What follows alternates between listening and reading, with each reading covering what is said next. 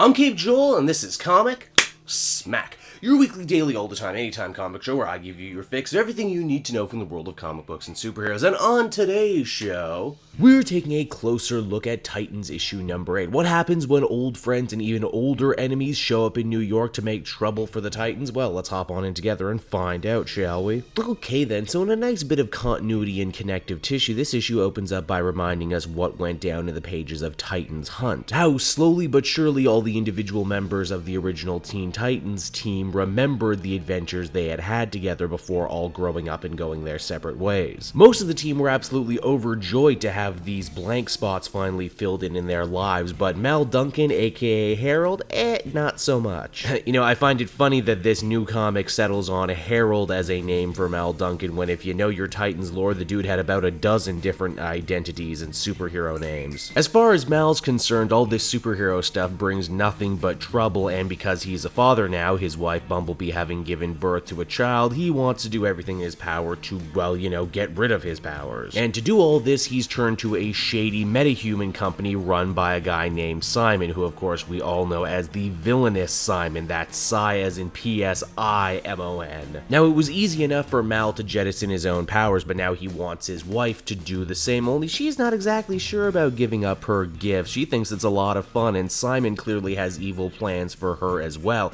Instead of getting rid of her powers outright, he gives her a brand new suit to quote-unquote test her abilities, and oh look, it's in Bumblebee black and yellow. Now, over with the Titans, they're still getting used to their brand new digs at the newly constructed Titan Tower. Wally is still very much hung up on Linda Park, and the words that Superman had told him in the previous issue are still running through his head about how, you know, their love was so strong and how he can make it work if he tries. Interesting still, while all the other Titans have their lives outside the team and outside Titan's Tower, Wally has chosen to make this place his home and live there full time. Which, you know, on one hand is really cool and really in character, and yet on the other hand, really sad that he's living in the clubhouse. Dick tells him, hey, don't be so hung up on the old life you had, you got what few people get, and that is an actual honest-to-God do-over. Essentially, don't be afraid to go out and meet this new world, you might actually like it. Now, Mal's nice little simple plan of ditching his powers and by extension his responsibility as a hero quickly goes down the tube when he starts having horrible superhero flashbacks to his fight with Mammoth. Yes, wouldn't you know it, this shady metahuman operation is actually a front for the Fearsome Five, a team of old-school Titans bad guys made up of Simon, Jinx, Mammoth, and a few others. With truly no one else to turn to, it's the Titans who end up having to save Mal from himself, and as the comic winds down, we see his wife finally take flight as Bumblebee. Titans number 8 was ultimately a nice little focus piece on Mal Duncan, a character who doesn't really get a lot of play, but who they're clearly showing is important to this story right here, right now.